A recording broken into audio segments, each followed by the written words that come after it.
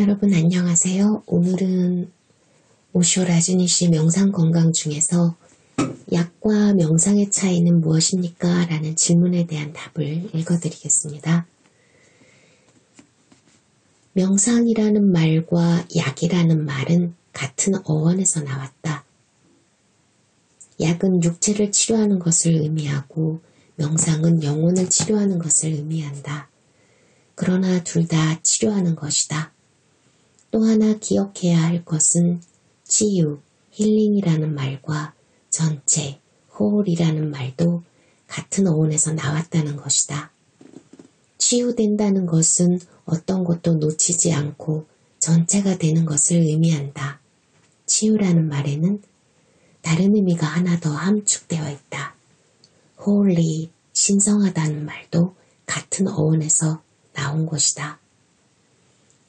치유, 힐링, 전체, whole, 신성하다, holy는 그 어원이 다르지 않다. 명상은 그대를 치유하고 그대를 전체로 만들어준다. 그리고 전체가 되는 것은 신성해지는 것이다. 신성함은 어떤 종교나 교회에 속하는 것과는 아무 관계가 없다. 신성함은 단지 그대가 내면에서 전체이며 완전하다는 것을 의미한다. 그대는 아무것도 놓치지 않는다. 그대는 가득 채워져 있다. 그대는 존재계가 원하는 대로 존재하고 있다. 그대는 자신의 가능성을 깨달았다. 종교는 내면으로 여행을 떠나는 것이며 명상이 그 길이다. 명상의 실제 역할은 가능한 한 깊이 그대를 의식 속으로 데려가는 것이다. 그때 몸은 외부적인 것이 되며 마음조차도 외부적인 것이 된다. 가슴은 존재의 중심에 매우 가까이 있지만 가슴조차도 외부적인 것이 된다. 몸과 마음과 가슴, 이 세 가지가 외부적인 것으로 보일 때 그대는 존재의 중심에 도달한 것이다. 중심에 도달하는 일은 모든 것을 변형시키는 엄청난 폭발이다. 그대는 결코 이전과 같은 사람이 될 수 없다. 왜냐하면 이제 그대는 몸이 단지 외부의 껍질이며 마음은 조금 더 안쪽에 있기는 하지만 진정한 중심이 아니며 가슴은 조금 더 안쪽에 있긴 하지만 여전히 그대의 깊숙한 중심이 아니라는 것을 알기 때문이다. 이제 그대는 몸이나 마음이나 가슴과 동일시되지 않는다. 그대는 처음으로 결정화되는 것을 느끼기 시작한다. 그대는 예전처럼 미지근한 사람이 아니다. 그대는 전에 알지 못했던 엄청난 에너지를 느끼기 시작한다. 그리고 죽음은 몸이나 마음이나 가슴에게 일어날 뿐 그대에게 일어나는 것이 아니라는 것을 알게 된다. 그대는 영원하다.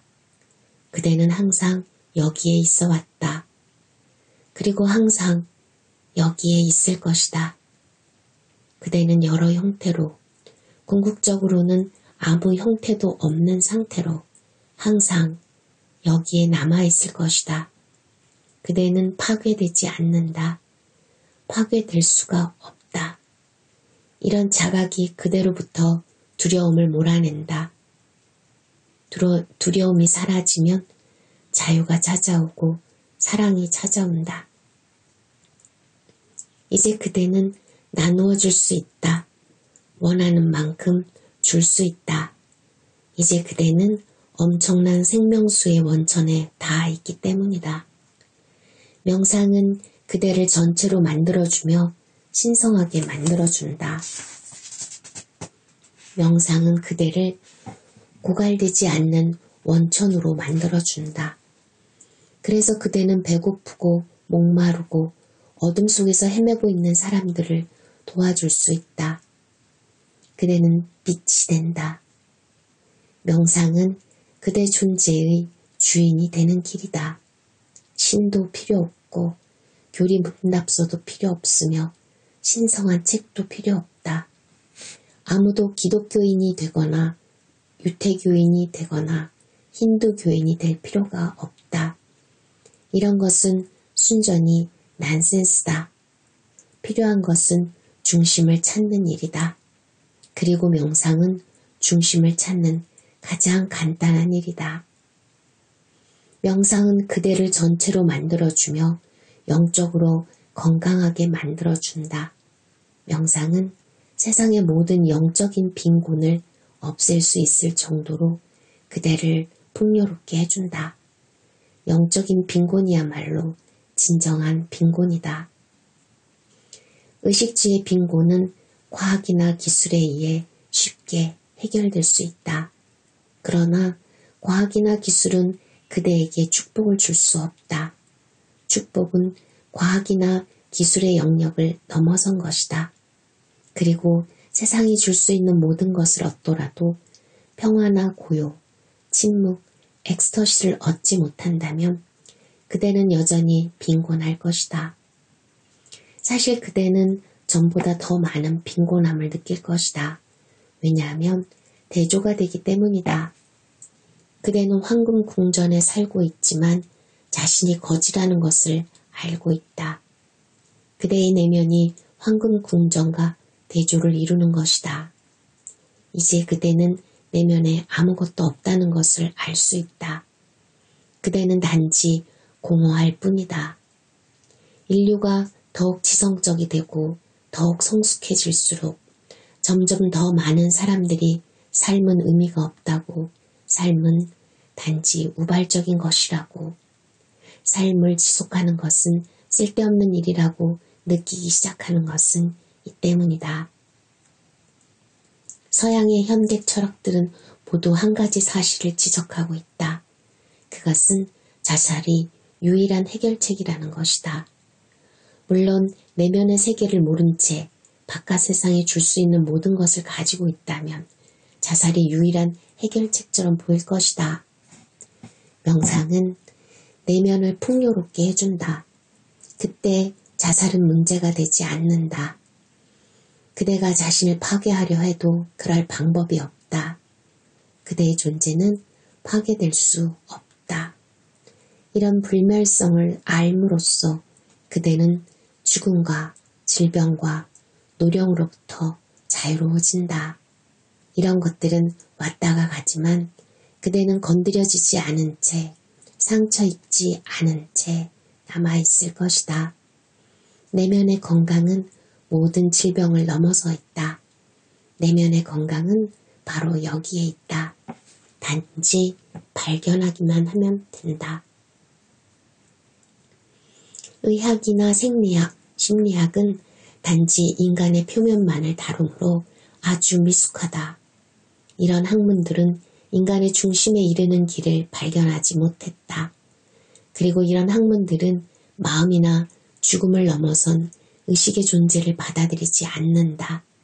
그래서 신비가들이 의식의 중심을 발견하기 위해 행한 엄청난 노력에 대해서는 전혀 모르고 있거나 편견을 갖고 있다. 생리학자나 의사의 진단은 그들의 시야가 별로 포괄적이지 못한 까닭으로 완전히 잘못된 것일 때가 종종 있다. 그들은 인간을 단지 물질로만 이해한다. 그리고 마음은 물질의 부산물 혹은 물질을 넘어서지 못하는 그림자 같은 것으로 이해한다. 그들은 인간에게 영원한 것은 없으며 영원히 남아있는 것도 없다고 생각한다. 그들은 지성인들을 절망에 빠뜨리는 인간의 자아상을 만들어 왔다. 그들은 의식의 존재를 단호히 부정하므로 그들의 접근 방식은 과학적인 것이 되지 못한다. 그들의 접근 방식은 다른 종교적, 정치적인 광신자들의 접근 방식처럼 미신적인 것이다.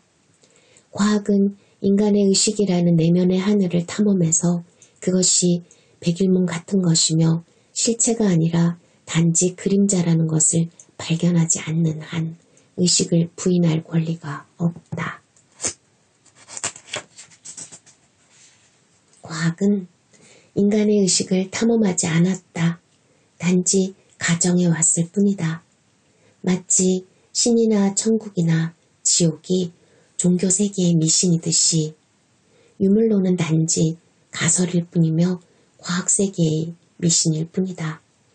과학은 아직 순수한 학문이 아니며 그렇게 될 수도 없다. 왜냐하면 과학자들은 아직 순진무구하지 않으며 편견을 버리지도 않았고 자신들이 조건화를 버리고 진리와 함께 갈 준비가 되어 있지 않기 때문이다.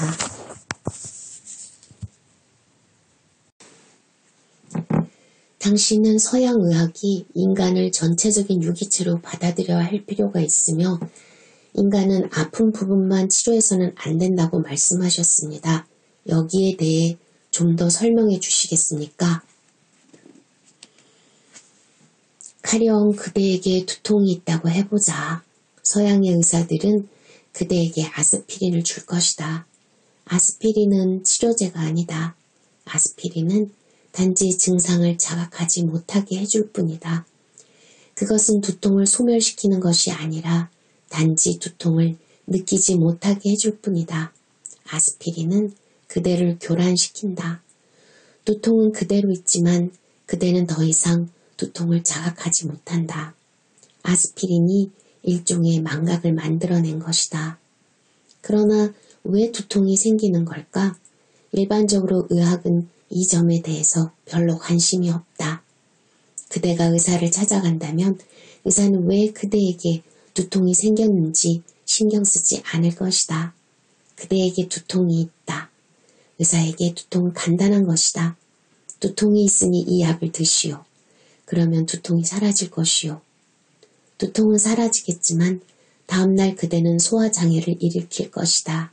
이제 다른 증상이 생긴 것이다. 인간은 하나이며 전체다. 인간은 유기적인 통합체다. 그대는 문제를 한쪽으로 제껴놓을 수 있다. 그러나 그 문제는 다른 곳에서 튀어나올 것이다. 물론 한쪽으로 밀려났다가 다시 튀어나오는 데에는 시간이 걸릴 것이다. 그러나 반드시 튀어나올 것이다. 그리고 다른 곳으로 밀려난 문제는 또 다른 곳으로 밀려날 수 있다. 인간에게는 공간이 많으므로 그대는 계속해서 문제를 이곳 저곳으로 떠밀 수 있다. 이런 과정을 통해서 그대는 점점 더 병약해질 것이다. 그리고 가끔은 매우 사소한 질병이 커다란 질병으로 확대되기도 한다. 가령 두통이나 복통, 요통이 찾아오는 것을 허용하지 않는다면, 통증이 찾아오는 즉시 약을 복용해서 통증을 멈추게 한다면, 몇 년 동안 중단하지 않고 이렇게 질병을 억제한다면, 어느 날 모든 질병이 한데 모여서 더욱 조직적인 방법으로 그 자신을 표현할 것이다. 그것은 암이 될 수도 있다. 한때 모인 질병은 마치 폭발하듯이 그 자신을 표현할 것이다. 왜 우리는 아직까지 암 치료제를 발견하지 못했는가? 아마 암은 인간이 억제한 모든 질병이 표현된 것인지도 모른다. 우리는 지금까지 간단한 질병을 억제하는 방법을 알고 있다. 그러나 암은 간단한 질병이 아니다. 암은 매우 복합적인 질병이다. 암은 모든 질병이 손을 맞잡고 한데 모여서 전체적으로 발병한 것이다. 모든 질병이 모여서 군대를 만들었다. 그리고 그대를 공격한다. 이런 이유로 암에는 약이 소용없는 것이다. 현재로서는 암 치료제를 발견할 가능성이 없어 보인다. 암은 새로운 질병이다. 원시 사회에는 암이 존재하지 않았다. 왜 원시 사회에는 암이 존재하지 않았는가? 원시인들은 질병을 억압하지 않았으며 질병을 억압할 필요도 없었기 때문이다. 암은 바로 그대의 신체 조직이 반란을 일으킨 것이다. 그대가 억압하지 않았다면 반란을 일으킬 필요도 없었을 것이다. 그저 작은 일들이 생겼다가 사라졌을 것이다. 질병에 대한 종교적인 태도는 증상을 찾는 것이 아니라 근원을 찾는 것이다. 나는 이것을 붓다들의 심리학이라고 부른다. 두통은 질병이 아니다. 사실 두통은 근원에서 뭔가 잘못되었다는 것을 알려주는 몸의 신호다. 그러니 근원으로 달려가라. 무엇이 잘못되고 있는지 찾아내라. 머리는 단지 위험 신호를 줄 뿐이며 경종을 울려줄 뿐이다. 육체의 귀를 기울이라. 뭔가 잘못되고 있다. 그대는 옳지 않은 일을 하고 있으며 육체의 조화를 깨는 일을 하고 있다. 더 이상 그 일을 하지 말라. 그러지 않으면 두통이 계속해서 그대에게 경종을 울려줄 것이다.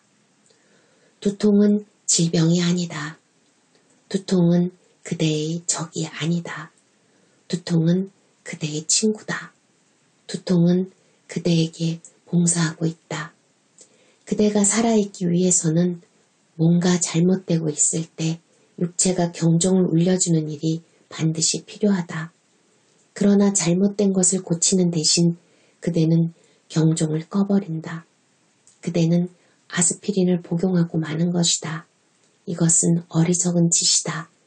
이것이 의학이나 정신요법에서 행하고 있는 소위 대중요법이다. 이것이 본질적으로 놓치는 이유다. 본질적인 것은 근원을 바라보는 것이다. 다음에 두통이 생기거든 실험적으로 간단한 명상법을 시도해보라. 그런 다음 좀 더 큰 질병이나 병적인 증세에 대해서도 이 방법을 시도해볼 수 있을 것이다. 두통이 있을 때 작은 실험을 해보라. 조용히 앉아서 두통을 주시하고 두통을 들여다보라. 그러나 적을 바라보듯이 들여다보지는 말라. 적을 바라보듯이 들여다본다면 제대로 바라보지 못할 것이다. 그대는 피할 것이다. 아무도 적을 똑바로 쳐다보지 못한다. 누구나 적을 피하려고 한다. 두통을 친구처럼 바라보라. 두통은 그대의 친구이며 그대에게 봉사하고 있다. 두통은 뭔가 잘못되었으니 한번 들여다보라고 말하고 있다. 그러니 조용히 앉아서 두통을 멈추려고 생각하지 말고 들여다보라. 두통을 없애버리려는 욕망이나 갈등, 투쟁, 적의를 갖지 말고 그저 두통을 들여다보라. 단지 두통이 무엇인지 들여다보라. 만일 내면에 메시지가 있다면 두통이 그것을 전할 수 있도록 주시하라. 두통은 암호로 된 메시지를 가지고 있다. 조용히 지켜본다면 그대는 놀랄 것이다. 그렇게 조용히 지켜보면 세 가지 일이 일어날 것이다. 첫째, 두통을 주시할수록 두통은 더 심해질 것이다. 그때 그대는 약간 당황해서 이렇게 생각할 것이다. 두통이 더 심해진다면 주시하는 것이 무슨 도움이 되는가? 두통은 더 심해질 것이다. 왜냐하면 그대는 두통을 피해왔기 때문이다. 두통은 머릿속에 있었지만 그대는 두통을 피해왔다. 그대는 아스피린을 사용하지 않고도 이미 두통을 억압해오고 있었다. 그러나 두통을 들여다볼 때 억압이 사라진다. 그래서 두통은 본래의 통증을 나타내는 것이다. 이것은 손마개로 귀를 틀어막지 않고 소리를 듣는 것과 같다. 그때 소리는 굉장히 크게 들릴 것이다. 첫째, 두통은 더 심해진다. 두통이 더 심해진다면 그대는 제대로 주시하고 있는 것이므로 만족해도 좋다. 두통이 더 심해지지 않는다면 아직 두통을 주시하고 있는 것이 아니다. 그대는 아직도 두통을 피하고 있다. 두통을 들여다보라. 그러면 두통은 더 심해질 것이다. 이것이 두통을 관찰하고 있다는 첫 번째 신호다. 둘째, 두통 부위는 바늘끝처럼 작아질 것이다. 그것은 넓게 퍼지지 않을 것이다. 처음에 그대는 머리 전체가 아프다고 생각하고 있었다. 그러나 이제 머리 전체가 아픈 게 아니라는 것을 알게 된다. 두통은 단지 작은 부위에만 있다. 이건 역시 그대가 두통을 좀 더 깊이 주시하고 있다는 신호다. 통증이 널리 퍼져 있다는 느낌은 속임수다. 이것은 통증을 피하기 위한 방법이다. 통증이 한 군데에서 느껴지면 그것은 더 심해진다. 그래서 그대는 머리 전체가 아프며 통증이 머리 전체에 퍼져 있다는 환상을 만들어낸다. 그러면 통증은 어느 부위에서도 그다지 심하지 않게 느껴진다. 우리는 이런 식으로 거짓을 만들어낸다. 두통을 주시하라. 그러면 두 번째 단계로 두통 부위가 점점 작아질 것이다. 그러다가 두통 부위가 바늘끝처럼 굉장히 예리해지면 매우 고통스럽게 느껴지는 순간이 온다. 그대는 결코 머리에서 그런 통증을 느껴본 적이 없다. 그러나 그 통증은 매우 좁은 범위에 한정되어 있다. 계속해서 그 지점을 들여다보라. 이제 가장 중요한 세 번째 일이 일어난다. 두통이 한 군데 집중되어 매우 심해졌을 때 계속해서 주시하면 두통이 사라지는 것을 보게 될 것이다. 주시가 완벽할 때 두통은 사라질 것이다. 그리고 두통이 사라질 때 그것이 어디에서 왔는지 그 원인이 무엇이었는지 얼핏 보게 될 것이다. 그러나 두통은 다시 돌아올 것이다. 그대의 주시가 더 이상 예민하지 않고 집중되어 있지 않다면 두통은 다시 돌아올 것이다. 그대가 정말로 주시하고 있을 때 두통은 사라질 것이다. 두통이 사라질 때 그 뒤에 숨어있던 원인이 드러난다. 그리고 그대는 놀랄 것이다. 그대의 마음은 두통의 원인이 무엇이었는지 보여줄 준비가 되어 있었던 것이다. 두통의 원인은 무수히 많다. 그리고 그것들은 서로 다른 것들이다. 그러나 매번 같은 경종이 울린다. 왜냐하면 경보체계는 단순하기 때문이다. 육체에는 많은 경보체계가 있는 것이 아니다. 서로 다른 원인에 대해서도 같은 경종이 울린다. 최근에 그대는 분노한 적이 있을지도 모른다. 그런데 그대는 분노를 표현하지 않았다. 그때 마치 계시처럼 분노가 거기 서 있는 것을 보게 될 것이다. 그대는 그동안 지녀왔던 모든 분노를 보게 될 것이다. 마치 그대 안의 고름처럼 이제 분노는 너무 많이 쌓여서 분출되기를 바라고 있다. 분노는 카타르시스를 필요로 한다. 정화하라. 그러면 즉시 두통이 사라지는 것을 보게 될 것이다. 아스피린이나 다른 어떤 조치도 필요가 없다. 그리고 분노가 사라지면 아스피린으로는 결코 얻을 수 없는 전혀 다른 질의 안락함이 생길 것이다. 아스피린은 두통을 억압할 뿐이다. 분노는 내면에 남아있지만 폭력이 그대의 내면을 휩쓸고 다닌다. 그대는 단지 경종을 껐을 뿐 내면에서는 아무것도 변하지 않았다. 단지 더 이상 경종이 울리지 않을 뿐이다.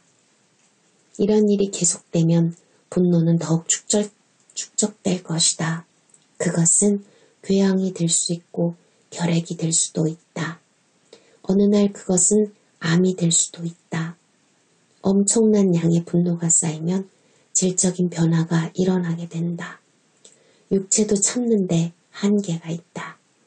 그 한계를 넘어서면 육체는 아프기 시작한다. 마음도 마찬가지다. 육체와 마음을 서로 분리된 두 개의 실체로 생각하지 말라. 육체와 마음은 둘이 아니다. 인간은 몸, 마음이며 정신, 신체이다. 명상 중에 무엇을 하든지 끊임없이 깨어있고 의식하며 자각하라.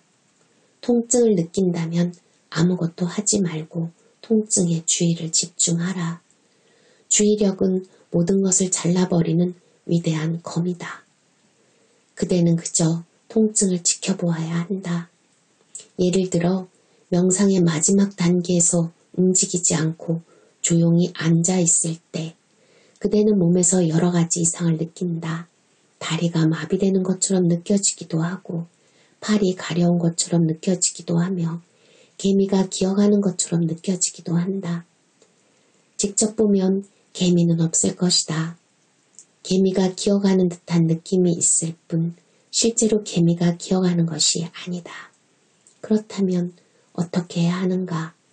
다리가 마비되고 있을 때 주시하라. 모든 주의력을 다리에 쏟으라. 가려움을 느낄 때 긁지 말라. 긁는 것은 도움이 되지 않는다. 단지 주의력을 집중하라. 눈을 뜨지 말라. 주의력을 내면으로 돌리고 주시하며 기다리라. 몇 초 안에 가려움은 사라질 것이다. 어떤 일이 일어나든 주시하라. 복부나 머리에 심한 통증을 느끼더라도 주시하라. 명상 중에는 육체가 변화하기 때문에 이런 통증이 생기는 것이다. 명상은 육체의 화학 구조를 바꾸어 놓는다. 이제 새로운 일들이 일어나기 시작하고 육체는 혼돈 속에 있게 된다. 때로는 위장이 영향을 받을 것이다. 그대는 많은 감정을 위에 억압해 놓았는데 이제 억압된 것이 움직이고 있기 때문이다. 때로는 속이 메스껍고 토하고 싶을 것이다. 때로는 머리에 심한 통증을 느낄 것이다. 왜냐하면 명상이 뇌의 구조를 바꾸고 있기 때문이다. 명상을 하다 보면 그대는 정말로 혼돈 속에 있게 된다. 그러나 모든 것이 곧 안정될 것이다. 하지만 한동안은 모든 것이 불안정할 것이다. 그렇다면 어떻게 해야 하는가? 그저 머리의 통증을 지켜보고 주시하라. 주시자가 되라. 그대가 행위자라는 것을 잊으라. 그러면 서서히 모든 것이 가라앉을 것이다. 그리고 이것은 너무 아름답고 너무 우아해서 직접 경험해보기 전까지는 믿지 못할 것이다. 머리에서 통증이 사라질 뿐만 아니라 통증을 일으켰던 에너지를 주시하는 동안 사라지면서 동일한 에너지가 기쁨으로 변한다. 그 에너지는 똑같은 것이다. 통증과 즐거움은 같은 에너지의 두 차원이다. 그대가 조용히 앉아서 산만함에 주의를 기울이면 산만함은 사라진다. 그리고 모든 산만함이 사라졌을 때 그대는 문득 몸이 모두 사라졌음을 알게 될 것이다. 여기에 작은 글씨로 써 있는 게 있는데요. 아마 편집자가 썼을 수도 있고요. 오쇼는 통증을 주시하는 방법이 또 하나의 광신이 되지 않도록 강조하고 있다. 매일 명상을 하는 중에 아픔이나 통증, 구토 등의 불쾌한 육체적 증상이 3, 4일 이상 지속된다면 마조이스트가 될 필요가 없다. 즉, 즉시 의사의 조언을 받으라. 이것은 오쇼의 모든 명상법에 적용된다. 이렇게 써 있습니다.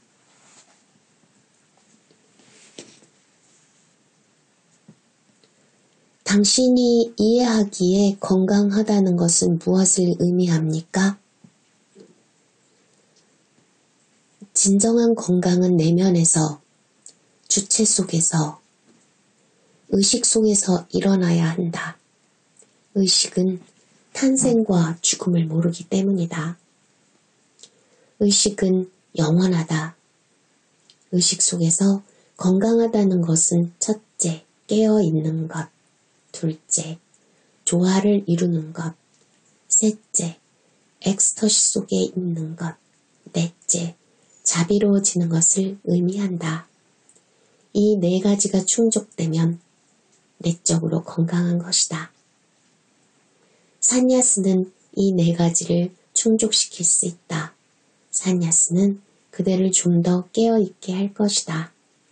왜냐하면 모든 명상법은 그대를 좀 더 깨우기 위한 것이며 그대를 형이사학적인 잠으로부터 끌어내기 위한 것이기 때문이다. 그리고 춤이나 노래, 환희는 그대가 좀 더 조화를 이루게 만들 것이다.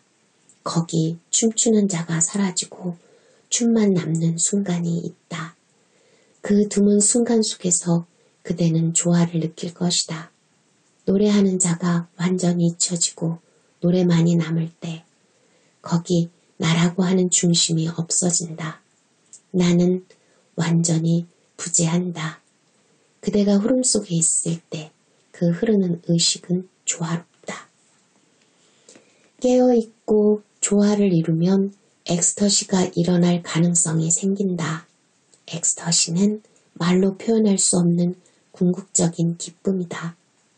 엑스터시에 대해서는 어떤 말도 적당하지 않다.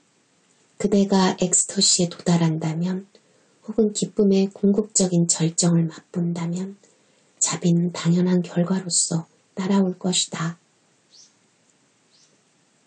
그대가 궁극적인 기쁨을 가지고 있다면 그 기쁨을 나누어주고 싶을 것이다. 그대는 기쁨을 나누어주지 않을 수 없을 것이다. 이것은 논리적인 귀결이다. 기쁨이 흘러넘치기 시작하며 그대는 아무것도 할 필요가 없다.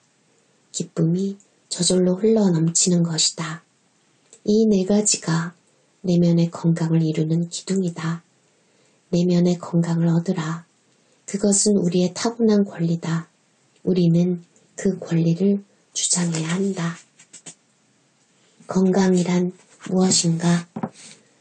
먼저 이것을 이해하지 않으면 안 된다. 보통 의사에게 건강의 정의를 물어보면 건강이란 단지 질병이 없는 상태라고 말할 것이다.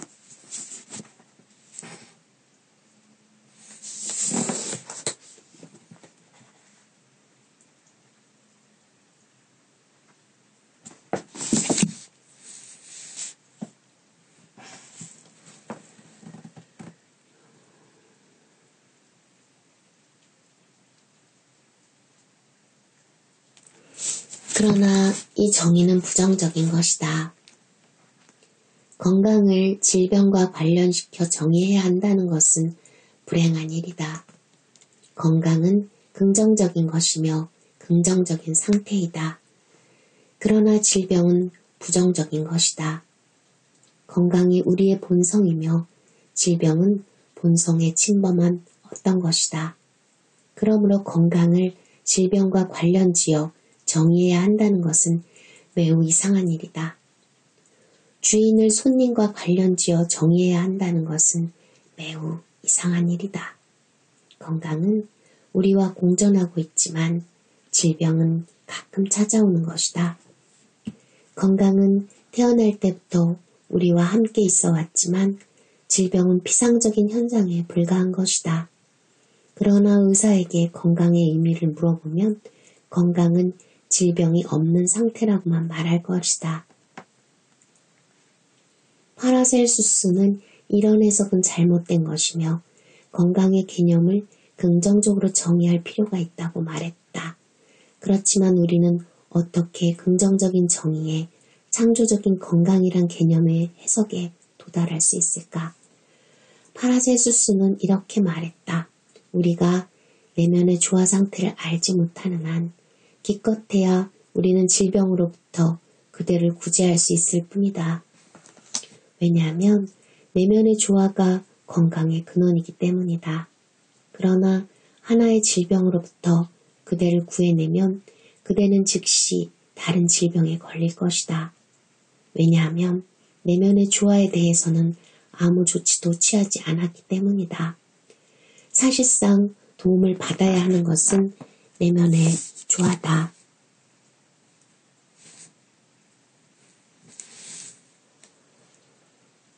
건강은 오직 한 종류만 있을 뿐이다. 건강에는 어떤 형용사를 붙일 필요가 없다.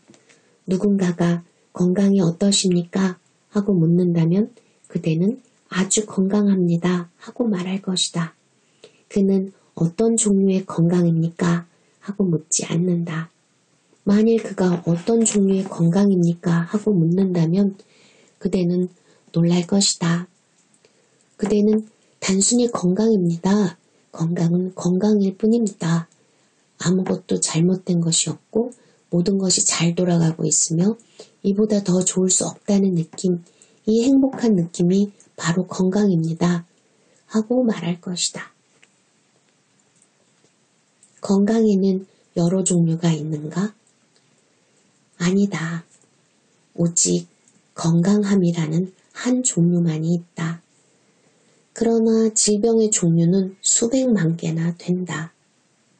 진리에 대해서도 마찬가지다. 진리는 하나뿐이다. 그러나 거짓은 수백만 개나 된다. 거짓은 그대에게 달려있기 때문이다. 그대는 원하는 만큼의 거짓을 만들어낼 수 있다. 질병도 그대에게 달려있다. 그대는 잘못된 방식으로 살아갈 수 있으며 잘못된 음식을 먹을 수 있고 잘못된 일을 할 수 있다. 그리고 그대는 새로운 질병을 만들어낼 수도 있다. 건강은 예나 지금이나 항상 같은 것이다. 항상 새롭기는 하지만 예나 지금이나 같은 것이다. 건강은 가장 오래된 것이며 동시에 가장 새롭고 가장 최신의 것이라고 말할 수 있다. 5,000년 전에 누군가가 건강했고 지금 그대가 건강하다면 거기에 과연 어떤 차이가 있을까? 그는 그대와 피부색이 다르고 그대의 언어를 알지 못한다. 그리고 5,000년이 지났다. 그러나 누군가가 건강했다면 그가 누구였는지, 그의 언어가 무엇이었는지, 피부색이 어떠했는지, 남자였는지 여자였는지, 혹은 젊은 사람이었는지 늙은 사람이었는지는 모르더라도 최소한 한 가지 사실은 알 수 있다. 즉, 그는 건강했다는 것이다. 그대는 건강이라는 그 느낌을 체험할 수 있다. 그에 대해서 다른 것은 가령 그가 아름다운지 추한지 혹은 키가 큰지 작은지는 알 필요도 없고 문제가 되지도 않는다. 그러나 한 가지 사실, 즉 그는 건강했고 그대도 건강하다는 사실에서 일치한다. 한 가지 체험은 똑같다. 그러나 질병은 매일 새로운 질병이 생긴다. 이미 수백만 종류의 질병이 존재하지만 인간은 앞으로도 더 많은 질병을 만들어낼 것이다. 건강하다고 느낄 때 그대는 결코 의사를 찾아가지 않는다. 그대는 보름 동안 나는 건강하다고 느끼고 있습니다. 뭔가 잘못된 것이 틀림없습니다. 하고 말하면서 의사를 찾아가겠는가? 실제로 고대 중국에서는 기억해 둘 만한 일이 하나 있었다. 아마 그런 일은 미래에도 적용될 수 있을 것이다. 공자는 중국에 가장 영향을 끼친 인물이다. 그의 아이디어 중 하나는 실행에 옮겨져서 수세기 동안 효력을 발휘했다. 그 아이디어란 의사는 환자의 질병을 고쳐준 대가로 돈을 받는 것이 아니라 환자를 건강하게 지켜준 대가로 돈을 받아야 한다는 것이다. 만일 의사가 질병을 고쳐준 대가로 돈을 받는다면 의사는 그대가 계속 아파야 돈을 벌게 될 것이다. 의사는 그대가 더 자주 아플수록 좋아할 것이고 더 많은 사람이 아플수록 좋아할 것이다. 그렇게 되면 의사의 마음에는 갈등이 생길 것이다. 먼저 그대는 의사들로 하여금 그들의 역할이 사람들을 건강하게 지켜주는 것임을 깨닫게 해야 한다. 그대는 의사에게 이렇게 말해야 한다. 당신의 역할은 당신의 수명과 원기와 젊음을 연장시키는 것입니다. 그러나 모든 사람이 젊고 건강하며 아무도 질병에 걸리지 않는다면 의사들은 굶어 죽을 것이다. 만일 모든 사람이 건강하다면 그때는 의사들이 병에 걸려 죽을 것이다. 그들이 도대체 무엇을 하겠는가? 의사의 기득권이 그가 배워온 의사로서의 철학에 상충되어서는 안 된다. 그렇지 않으면 그는 사람들이 계속 아플수록 더 많은 사람들이 아플수록 좋아할 것이다. 그래서 그대는 한 가지 이상한 일을 보게 된다. 가난한 사람이 병에 걸리면 부자보다 더 빨리 회복되는 것이다. 이상한 일이다. 왜 가난한 사람들이 더 빨리 회복되는가? 왜냐하면 의사가 그를 빨리 내쫓아버리고 싶어하기 때문이다. 자신이 불필요하게 시간을 낭비하고 있다고 생각하기 때문이다. 공자의 사상은 매우 중요하다. 그는 모든 사람이 자신들을 건강하게 지켜준 대가로 의사에게 월급을 주어야 한다고 말한다. 만일 어떤 사람이 한 달 내내 건강했다면 의사에게 일정량의 돈을 지불한다. 그러나 그가 질병에 걸렸다면 의사의 월급은 삭감된다. 처음에는 매우 이상할 것이다. 왜냐하면 전 세계에서 이와 정반대로 하고 있기 때문이다. 그러나 공자의 생각은 매우 논리적이고 분별 있는 것이다. 공자는 매우 분별 있는 사람이다. 모든 사람이 주치의를 두어야 한다. 그리고 자신을 치료해준 대가로서가 아니라 건강하게 지켜준 대가로 주치의에게 돈을 지불해야 한다. 그러다가 질병에 걸리면 치료비나 그 외의 모든 비용은 의사가 부담해야 한다. 그리고 의사의 월급도 삭감되어야 한다. 왜냐하면 의사가 그를 돌보지 못했기 때문이다. 중국에서는 이런 방식이 수세기 동안 지속되었다. 그리고 이런 방식은 의사나 환자 모두에게 대단히 좋은 것이었다. 의사들은 너무 많은 짐을 지지 않아서 좋았고 환자들은 의사의 수입이 자신들의 건강과 상충되는 것이 아니어서 아주 좋아했다. 그래서 의사는 사람들이 질병에 걸려야 하고 치료를 받아야 하는 생각에는 흥미가 없었다.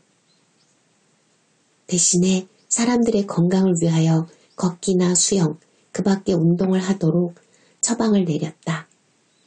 공자의 영향력이 지속되던 수세기 동안 중국은 틀림없이 세계에서 가장 건강한 나라였을 것이다.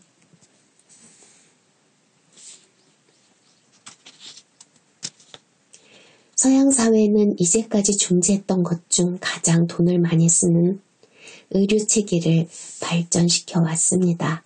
사람들은 건강을 위해 매년 수조 달러의 돈을 쓰고 있으며 수술이나 장기 이식 혹은 감염 예방 같은 분야에서는 실제로 성공을 거두고 있습니다. 그러나 사람들은 전보다 더 많이 아픈 것 같습니다. 건강이란 무엇입니까?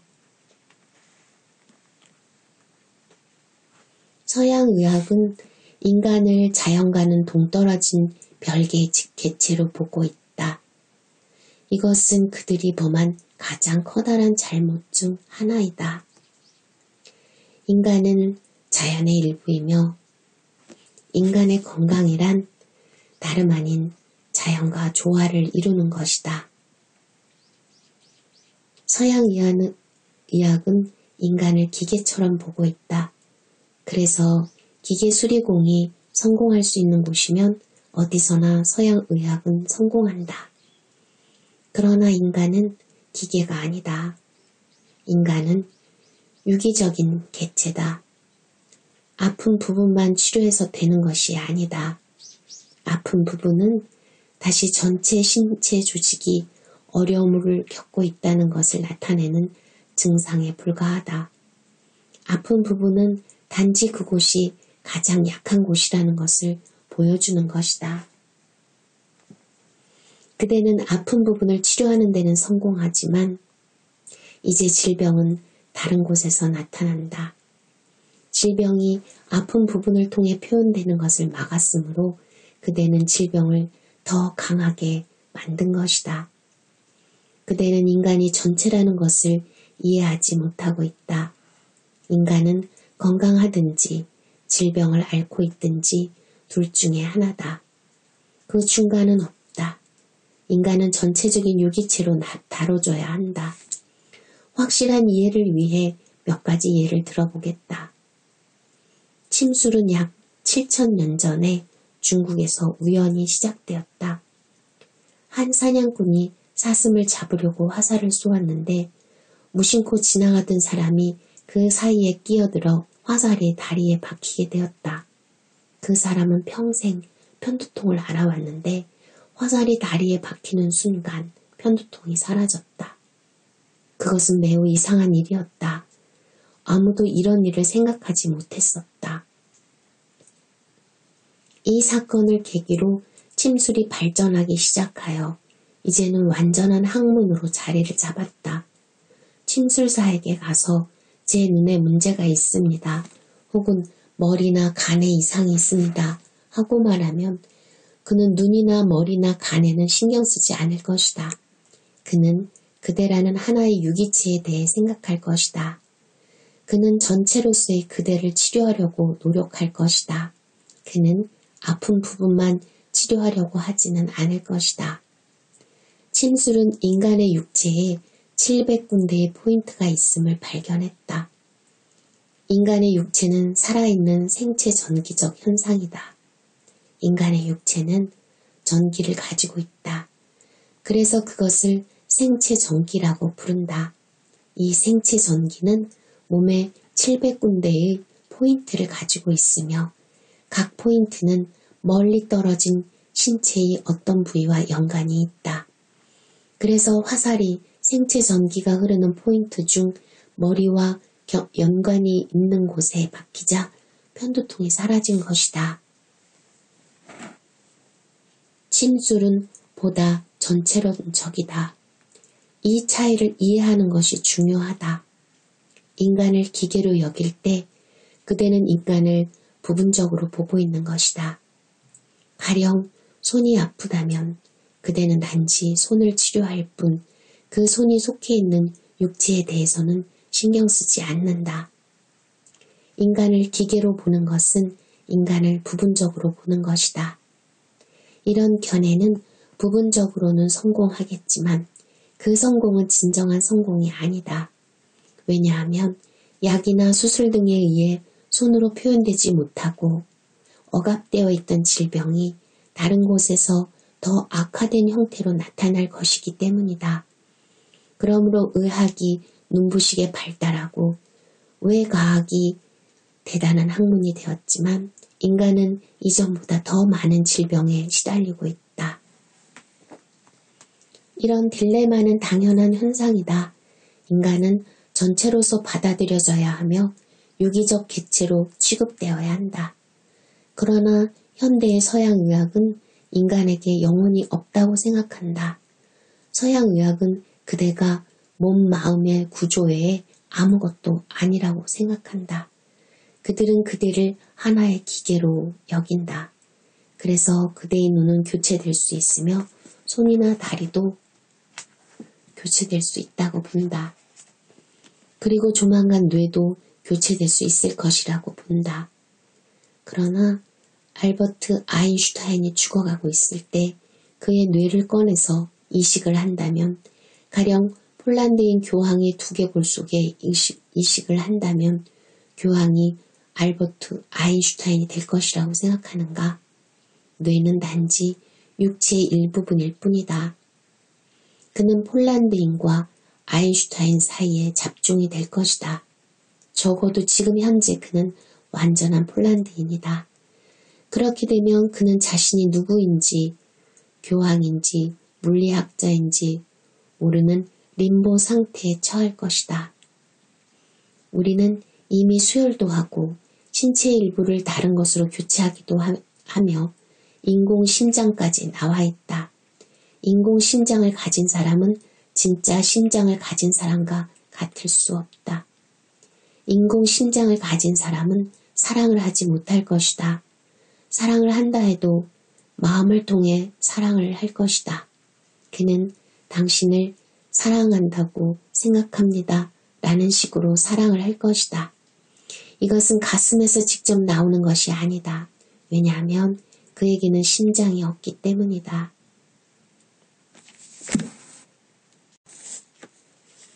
인도에서는 거의 5,000년 전에 의학이 발생했다. 그대가 알면 놀랍겠지만 5,000년 혹은 7,000년 전에 씌어진 경전 속에 오늘날 우리가 알고 있는 모든 수술법이 동양의 위대한 외과의사 중에 한 사람인 슈시루트에 의해 정확히 묘사되어 있다. 그러나 이 고대 의학은 사장되었다. 바로 이 점이 내가 그대에게 인식시키려고 하는 것이다. 왜 발달된 학문이 사장되었는가? 그것은 수술법이 인간을 기계로 여긴다는 사실을 알게 되었기 때문이다. 인간은 기계가 아니다. 그렇기 때문에 인간을 파괴하기보다는 수술법을 포기한 것이다. 수시루트의 경전에는 현대의 수술에서 사용하고 있는 가장 정겨운 기구들까지 기술되어 있다. 모든 수술법들, 심지어 뇌수술에 대해서도 마치 현대의 수술 교과서처럼 아주 자세히 설명되어 있다. 그런데 그것은 7,000년, 적어도 5,000년 전의 일이다. 그들은 오늘날 우리가 가지고 있는 것과 같은 수준의 수술법을 발전시켰다. 하지만 그들도 현재 우리가 직면하고 있는 것과 같은 문제에 봉착한 것이 틀림없다. 그들은 무엇인가 근본적인 잘못을 발견한 것이 분명하다. 우리는 많은 노력을 해왔다. 그러나 질병은 계속 증가하고 있다. 우리가 질병이 없는 사람을 만든다 해도 그 사람이 건강한 것은 아니다. 질병이 없는 상태가 건강은 아니다. 이것은 건강에 대한 매우 부정적인 정의일 뿐이다. 건강은 좀 더 긍정적인 의미를 가져야 한다. 건강은 긍정적이며 질병은 부정적인 것이기 때문이다. 그런데 지금은 부정적인 것이 긍정적인 것을 정의하고 있다. 건강은 안락함을 느끼는 것이다. 건강은 온몸이 아무 장애 없이 최상의 상태에서 작용하고 있음을 느끼는 것이다. 그대는 안락함을 느끼며 존재계와 일체감을 느낀다. 이런 일은 수술법을 통해서는 일어나지 않는다.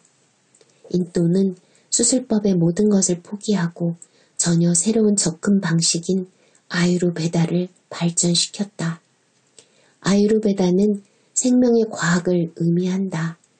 이것은 매우 의미심장하다. 서양의 의학은 단지 질병을 찾아낼 뿐이다. 그러나 건강은 의학과는 아무 상관이 없다. 의학은 모든 기술을 동원해서 질병을 치료하는 것을 의미하기 때문이다. 아유르베다는 전혀 다른 접근 방식을 가지고 있다. 아유르베다는 생명의 과학이다. 아유르베다는 질병을 치료하는 것이 아니라 질병이 발생되지 않도록 도와준다. 다시 말해 아유르베다는 그대를 건강하게 지켜주어서 질병이 발생하지 않도록 해준다. 동양과 서양의 방식은 인간을 전체성을 가진 영적 존재로 보느냐 아니면 기계로 보느냐 하는 점에서 다르다. 둘째, 서양의학은 인간의 면역성을 약화시켜 왔다. 진정한 의학은 면역성을 약화시키는 것이 아니라 강화시켜야 한다. 진정한 의학은 그대를 약하게 만들어서 온갖 질병에 걸리기 쉽게 만드는 것이 아니라 그대를 강하게 만들어서 어떤 질병과도 싸울 수 있게 만들어야 한다. 유명한 심리학자인 델가도는 동물 실험을 해오고 있다. 그는 쥐들에게 하루의 먹이를 한 끼만 주면 2배나 오래 산다는 것을 발견하고 매우 놀랐다. 하루에 2끼를 먹은 쥐들은 수명이 절반으로 줄어들었다. 음식을 적게 먹이면 수명이 길어지고 음식을 많이 먹이면 수명이 짧아진 것이다. 이제 그는 하루에 한 끼의 식사로 충분하다는 이론을 내놓았다. 그 이상은 소화기관에 부담을 주고 그로 인해 수명이 단축된다는 것이다. 그렇다면 하루에 5끼를 먹는 사람들은 어떻게 되는가? 의학은 그들이 죽는 것도 허락하지 않고 그들이 사는 것도 허락하지 않을 것이다. 그들은 단지 식물인간처럼 살아갈 것이다. 인간은 모든 전통과 모든 근원을 제고해야 한다. 허용되는 모든 사실들에 대해 재고찰해야 한다. 그래서 침술이나 아유르베다, 그리스의 의학, 델가도와 그의 연구 내용에 바탕을 둔 완전히 새로운 의학적 접근 방식이 나와야 한다. 다시 말해 인간이 기계가 아니라는 생각에 바탕을 둔 의학적 접근 방식이 나와야 한다. 인간은 다차원적이고 영적인 존재다. 그러므로 거기에 맞는 대접을 해야 한다. 건강은 부정적으로 정의되어서는 안 된다. 질병이 없다고 해서 건강한 것은 아니다. 건강을 긍정적으로 정의할 수 있는 방법을 찾아야 한다. 나는 왜 그동안 건강에 대한 긍정적인 정의가 없었는지 이해할 수 있다. 질병은 객관적이지만 안락하다는 느낌은 주관적이기 때문이다. 서양의학은 그대 안에 어떤 주체가 있다는 사실을 인정하지 않는다.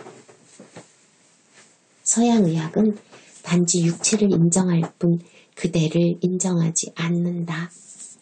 인간은 전체적으로 받아들여져야 한다. 세상에 있는 모든 의학적 방법들은 하나로 종합되어야 한다. 이 방법들은 서로 상반되는 것이 아니다. 그러나 현재는 이 방법들이 서로 반대되는 것처럼 운영되고 있다. 이 방법들은 하나로 종합되어야 한다. 그래야만 그대에게 더 나은 삶을 줄 수 있고 그대로 하여금 인간을 보다 잘 이해할 수 있게 해줄 것이다. 우리 몸의 모든 것이 뇌의 그 중심을 가지고 있다는 것은 잘 알려진 사실이다. 특히 뇌를 다루는 외과 의사들에게는 잘 알려져 있다. 손이 마비되었을 때 손을 치료하는 것은 어리석은 짓이다. 그대는 손을 치료할 수 없을 것이다. 그때는 손을 잘라내고 기계손을 부착하는 것이 유일한 해결책인 것처럼 보일 것이다. 그러면 최소한 그 손을 움직일 수 있고 그 손으로 무엇인가 할 수 있을 것이다. 그렇게 되면 마비된 손은 전혀 쓸모가 없는 죽은 것임을 인정하는 것이다. 사실 마비된 손은 죽은 것이 아니다. 머릿속에는 손을 조절하는 중추가 있는데 그 중추를 치료해야 한다. 손은 전혀 건드릴 필요가 없다. 중추에 어떤 문제가 있으므로 작동되지 않는 것이다. 조만간 모든 의학이 뇌의 중추를 집중적으로 연구할 것이다. 이 중추들이 육체의 모든 것을 조절하고 있다. 중추에 무슨 문제가 생기면 육체에 그 문제가 나타난다. 그러나 그대는 육체를 치료할 뿐 더 깊이 들어가지 않는다. 현대의 서양의학은 피상적이다. 그대는 왜 갑자기 손이 마비되었는지 바로 그 근본 원인을 찾아야 한다. 그것은 뇌의 중추에 어떤 문제가 생겼기 때문이다. 그리고 뇌의 중추는 매우 쉽게 치료될 수 있다. 그것은 생체 전기의 중추이므로. 그대가 안락함을 느끼지 못한다면 그것은 단지 그대의 배터리가 다 소모되었기 때문일 것이다. 그대는 재충전이 필요하다. 손이 마비되었다면 아마 뇌의 중추에서 전기를 상실했기 때문일 것이다. 중추는 다시 충전될 수 있다. 어떤 약이나 수술도 필요하지 않다. 이제 우리는 다른 각도에서 인간을 살펴보아야 한다. 우리는 시대와 문화가 서로 다른 사회에서 인간을 어떻게 치료해 왔는지 살펴보아야 한다. 그리고 가끔 이상한 방법이 효과가 있는 듯이 보이면 그것에 반대하기보다는 받아들여야 한다. 예를 들어 질병의 70%는 단지 마음속에 존재하는 것이다. 그대는 사실 질병에 걸리지 않았지만 질병에 걸렸다고 생각하는 것이다. 이럴 때 그대에게 역증요법제를 주는 것은 위험하다. 모든 역증요법제는 어떤 시기로든 독성과 연관이 있기 때문이다. 질병이 있을 때 약을 투여하는 것은 좋다. 그러나 실제로 질병이 있는 것이 아니라 단지 질병에 걸렸다는 생각에 빠져 있다면 그때는 동종요법이 최선이다. 동종요법은 아무에게도 해를 주지 않기 때문이다. 동종요법제 안에는 아무것도 없다. 그러나 인류에게 많은 도움을 주었다. 수천 명의 사람들이 동종요법으로 치료되고 있다. 동종요법이 진짜 치료법이냐 아니냐 하는 것은 중요하지 않다. 중요한 것은 사람들이 가공의 질병에 걸렸다면 그들에게는 가공의 치료체계가 필요하다는 것이다. 동종요법제 안에는 아무것도 없다. 그러나 아무 질병도 없으면서 질병에 걸렸다는 생각 때문에 고통받는 사람들도 있다. 동종요법은 이들에게 즉시 효과가 있을 것이다. 동종요법은 사람들을 낫게 할 뿐 아무에게도 해를 주지 않는다. 동종요법은 가짜 치료법이다. 그러나 가짜로 아픈 사람들을 어떻게 하란 말인가? 인도의 의사들과 노련한 간호사들은 엑스레이나 기타 어떤 의료 장비도 갖고 있지 않다. 심지어 청진기도 갖고 있지 않다. 그들은 단지 심장의 박동을 검사할 뿐이다. 이 방법은 수천 년 동안 완벽한 역할을 해왔다. 그들의 심장의 박동을 검사하는 것은 심장의 박동이 생명의 중심이기 때문이다. 만일 심장의 박동이 완벽하지 않다면 그것은 어떤 조치를 취하라는 신호다. 그들은 질병을 치료하기보다는 그대의 심장 박동이 좀 더 조화를 이루도록 조치를 취할 것이다. 그들의 치료법은 심장 박동이 좀 더 조화를 이루도록 도울 것이다. 그렇게 되면 질병은 즉시 사라진다. 이제 그대는 질병이 치료되었다고 생각한다. 그러나 질병은 단지 증상이었을 뿐이다. 이런 이유로 아유르베다에서는 왜 과학을 완전히 버렸다. 과학은 인간을 기계로 전락시킨다. 신체 조직에 해를 주지 않고 광물질이나 약초, 천연물 등으로 모든 것을 쉽게 처리할 수 있는데 왜 불필요하게 부작용이 있는 독성 물질을 인간에게 투여하는가? 아마도 의학이 성장하고 발전해온 이유 중에 하나는 바로 이런 독성 물질의 부작용 때문일 것이다. 그리고 질병도 서서히 증가하고 있다. 의학은 질병을 치료하지만 그것은 독성 물질로 치료를 하는 것이다. 물론 질병은 사라지겠지만 독성은 신체 조직에 남아있을 것이다. 그리고 남아있는 독성이 부작용을 나타낼 것이다. 그러므로 약초나 광물질 혹은 동종요법제 같은 것이 모두 함께 사용되어야 한다. 의학이라는 하나의 줄기에는 여러 분과가 있어야 한다. 그래서 의료인들은 환자를 어느 분과로 보낼 것인지 결정해야 한다. 환자에게 당신에게는 질병이 없습니다. 하고 말해봐야 소용없는 일이다. 그는 다른 의사를 찾아갈 것이다. 그는 당신에게 질병이 있습니다. 하고 말하는 의사를 좋아할 것이다. 살려는 의지를 상실한 환자들도 일부 있다. 그때에는 어떤 치료도 소용이 없을 것이다. 기본적으로 살려는 의지가 없기 때문이다. 그들은 이미 죽은 것이다. 단지 장례시간을 기다리고 있을 뿐이다. 이런 사람들에게는 치료가 필요한 것이 아니다. 이들에게는 살려는 의지를 줄 수 있는 새로운 요법이 필요하다. 그것이 우선적으로 필요하다. 다른 치료법은 그 후에야 도움이 될 것이다.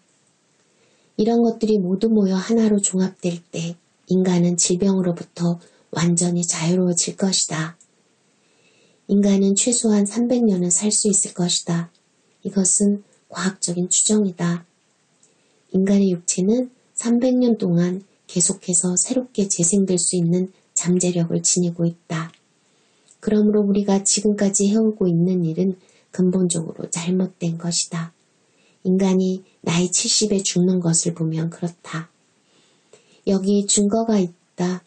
지금은 파키스탄의 영토가 된 캐시미르의 한 지역에서는 사람들이 보통 150살까지 산다. 러시아에도 150살 된 사람들이 많으며 심지어 180살이나 되는 사람들도 있다. 이제 우리는 이런 사람들의 음식과 습관에 대해 연구해야 한다. 그리고 그들이 습관과 음식을 널리 알려야 한다. 러시아의 코카서스 산맥에 살고 있는 180살이나 된 사람은 아직도 젊은 사람처럼 들판에서 일을 하고 있다. 그는 늙지도 않았다. 그의 음식과 생활 방식을 철저히 조사해야 한다. 그리고 바로 그 지역, 코카서스에는 나이가 180이나 되는 사람들이 많이 살고 있다. 이 지역에서는 정말로 강인한 사람들이 많이 나왔다. 조지프 스탈린도 그 지역 출신이며 조지 구제프도 마찬가지다. 이들은 엄청나게 강인한 사람들이다. 의학은 완전히 새롭게 방향 전환을 해야 한다. 지금은 세상에서 일어나고 있는 모든 일들이 속속들이 알려지고 있으므로 그 일이 가능하다. 우리는 시작하는 순간부터 편견에 사로잡히지만 않으면 된다. 네, 이렇게 오쇼가 건강에 대해서 답을 해준 것을 읽어드렸습니다. 많은 것을 생각하게 하는 챕터예요. 특히 우리나라가 요즘 3명 중에 1명이 암 환우라고 합니다. 우울증 환우는 점점 늘어가고 있고요. 불면의 밤을 보내는 사람들도 점점 많아지고 있습니다. 우리가 건강이 무엇인지, 질병이 무엇인지, 왜 우리는